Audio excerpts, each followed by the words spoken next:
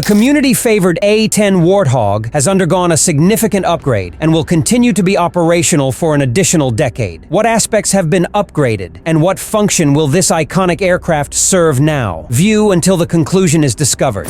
A 1966 USAF analysis of current close air support capabilities revealed the Lockheed AH-56 Cheyenne helicopter. The candidates chosen for the Army's Advanced Aerial Fire Support System competition would not fulfill all the escort and fire suppression requirements mandated by the Department of Defense. The Air Force determined the necessity to procure a straightforward, efficient, cost-effective, specialized, and resilient close air support aircraft, at a minimum, as proficient as the A-1. The outcome was the A-10 Thunderbolt II, commonly referred to as the Warthog. The A-10, designed by Fairchild Republic, features massive straight wings optimized for maneuverability at low airspeeds and altitudes, ensuring the Warthog serves as a steady and highly accurate weapons delivery platform. The aircraft was optimized for operating from relatively short and rudimentary runways. The aircraft was equipped with robust landing gear and low-pressure tires to facilitate operations on forward airstrips near the front lines. The Warthog was engineered for maintenance and support from bases with minimal infrastructure near the combat zone, while the Cold War tank destroyer was constructed around the remarkable 30mm GAU-8 Avenger Gatling gun, reputedly comparable in size to a Volkswagen Beetle and capable of discharging 3,900 rounds per minute. The ammunition was similarly characterized as the size of a milk bottle. They were constructed from ultra-heavy, ultra-dense depleted uranium to eliminate various ground targets, including tanks, and the A-10 was equipped with 1,174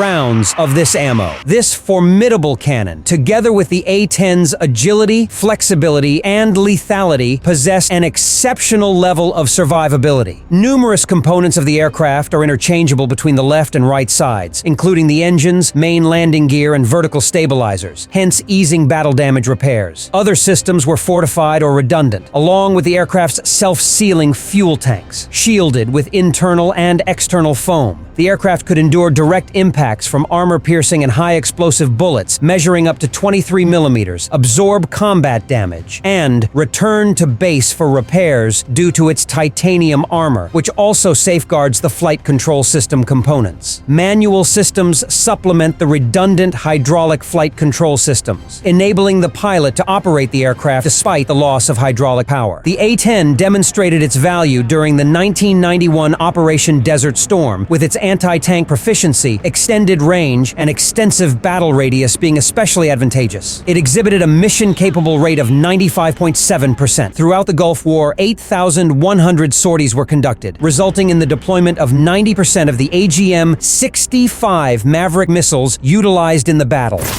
Several of the A-10's distinctive capabilities were unnecessary in the post-Cold War context, as close air support evolved into the delivery of precision weapons from medium altitude, a domain where the Warthog had little advantage over other aircraft. The aircraft boasts an extensive range, a prolonged flight duration, the ability to transport up to 16,000 pounds of munitions, and a rarely used 30mm cannon. Discussions regarding the eventual retirement of the A-10 from service have persisted for many years. The U.S. Air Force has opted to enhance and retain the Warthog close air support plane in service until the 2030s. The jet, engineered for supremacy in Cold War combat zones, will continue to operate 40 years post the dissolution of the Soviet Union. That constitutes favorable information. The unfavorable news: the upgrades for the A-10 are mostly focused on enhancing survivability in a disputed scenario. This entails Warthog pilots circumventing threats by employing standoff weaponry from extended distances, including the implementation of revised tactics. Warthog operations will advance to incorporate the capability of addressing certain threats with precise munitions from extended distances. Upon elimination of these threats, the A-10s will potentially transition to more conventional duties. The A-10 is retained under a certain circumstance. It is no longer authorized to traverse heavily fortified classified battlefields. The Air Force is confident in the aircraft. The GAU-8 Avenger 30mm Gatling gun, engineered for the deployment of missiles, rockets, and bombs, is now incapable of traversing double-digit air defenses, including the Russian Tor and Panzer S-1 short-range air defense systems. The Warthog is now assigned to support U.S. forces in areas with minimal airspace contention or defense. Consider Afghanistan or Somalia, neither Russia nor China. The integration of the GBU-39 small-diameter bomb is a significant enhancement. The GBU-39 is a 250-pound precision-guided munition equipped with wings and a guidance system, enabling it to strike specific ground targets at distances of up to 40 miles. The Warthog can transport a maximum of 18 GBU-39s, theoretically enabling it to target up to 18 distinct objectives. Enhanced A-10s, in conjunction with unmanned aerial vehicles, might collaboratively neutralize enemy air defenses and target armored columns. Unmanned aerial vehicles, UAVs, may be employed to identify adversarial air defense systems prior to their destruction. By giving the coordinates of the weapons to the A-10 crews, the Warthogs could then deploy GBU-39s against them. Subsequently, they could approach and confront enemy tanks and armored vehicles utilizing AGM-65 Maverick missiles, high-explosive bombs, and the GAU-8 Avenger, a 30mm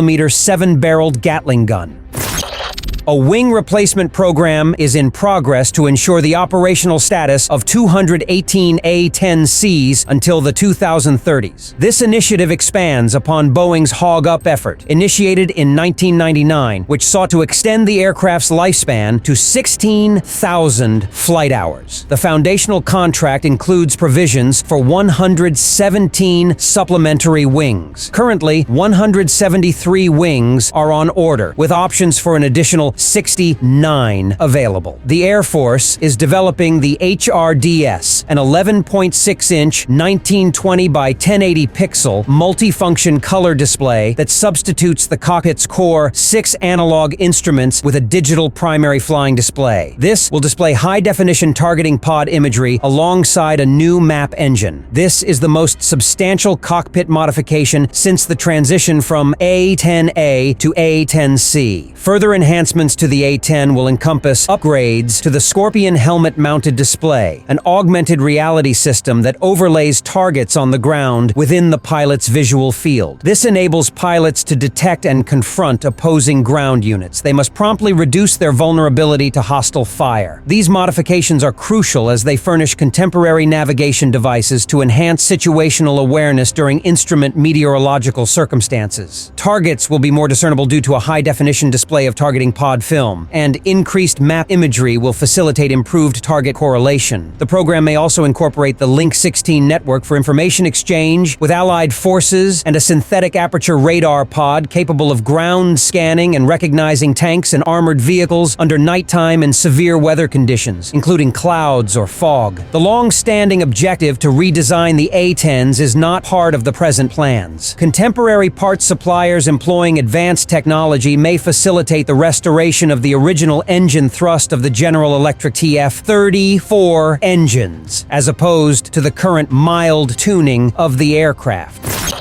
What will supplant the A-10 in the airspace over America's equivalent adversaries? The F-35, undoubtedly. In one regard, that is the appropriate option, notwithstanding America's affection for the A-10. An adept adversary equipped with contemporary air defense artillery and missiles would likely intercept it in significant quantities. The F-35 has superior speed and responsiveness in dynamic ground combat, while its stealth characteristics reduce its visibility as a target. Its sensors and communication systems enable the collection of data on terrestrial hazards, allowing the pilot to respond efficiently. The problem with the F-35 in its close air support role is its inadequate weaponry. The A-10 Thunderbolt is equipped with an array of armaments, including the GAU-8 Avenger 30mm Gatling gun, Maverick missiles, 70mm rockets, and both guided and unguided bombs. The F-35 is equipped with the GAU-22 Equalizer 25mm cannon, which holds only 181 rounds and can transport a maximum of 2 laser or satellite-guided bombs in its internal payload bays. The F-35 F-35 can transport a greater number of munitions on wing-mounted pylons. Nevertheless, this augmentation elevates the aircraft's detectability by adversary radar systems. The F-35 may not retain the close air support mission for an extended period. The F-35A presently incurs an operational cost of $45,000 per hour, prompting the Air Force to consider reallocating tasks to a more economical unmanned aircraft capable of executing similar operations. In contested airspace, a more effective future approach may involve deploying numerous inexpensive yet heavily armed drones, operated by a pilot of a manned aircraft that coordinates drone strikes from a secure distance. What is the optimal aircraft for this mission? The A-10 aircraft.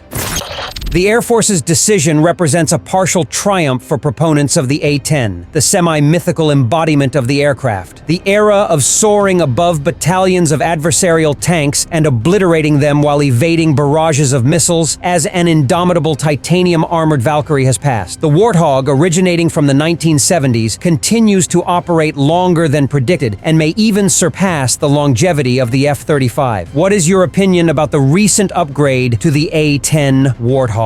Please provide your view in the comments section below. You have the option to express your preferences or aversions towards this particular aircraft. We will be pleased to get it. If you appreciated this video, please like it, subscribe to the channel, and turn on notifications to be informed. Thank you for viewing.